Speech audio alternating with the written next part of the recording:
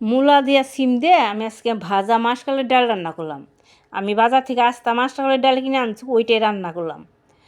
আমি ওই একটা হাঁড়ির মধ্যে জল দিছিলাম, জলটা যখন ফুটে গেছে তখন ওই কিন্তু ডালটা আমি ওই জলের মধ্যে দিয়ে ফুটন্ত জলে দিয়ে সিদ্ধ হয়ে নিয়েছি। যখন ডালটা আমার অর্ধেক সিদ্ধ হয়ে গেছে তখন কিন্তু আমি দিয়ে দিয়েছি কাঁচা লঙ্কা, পরিমাণ মতো লবণ দিয়ে। ডালটা যখন আমার পুরোপুরি সিদ্ধ হয়ে গেছে দিয়ে দিয়েছি মূলাটা অর্ধেক সিদ্ধ হয়ে গেছে, তখন দিয়েছি সিম আর ডালটা যখন সিদ্ধ হয়ে গেছে তখন ডালটা আমি ফোড়ন দিছি, ফোড়ন দিয়ে দিছি আমি শুকনো লঙ্কা 5 ফোড়ন দিয়ে, তারপরে কিন্তু আমি ডালটা দিয়ে দিছি সম্বার। আর কিছু পরিমাণ মতো মশলা দিয়ে দিছি, পরিমাণ মতো হলুদ, আর দিয়ে দিছি আমি 1 টেবিল চামচ ভাজা জিরার গুঁড়া। আমার এই মূলা সিম দেয়া মাসকলাইয়ের ডালের রান্নার রেসিপিটা যদি ভালো লেগে থাকে পেজটি সাবস্ক্রাইব করে আমার ভিডিওতে একটা লাইক করবেন।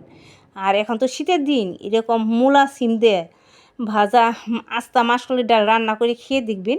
গরম গরম ভাত আর এরকম আস্তা মাসকলাইয়ের ডাল সিম দিয়ে আর মূলা দিয়ে দেখবেন খেতে কত ভালো লাগে।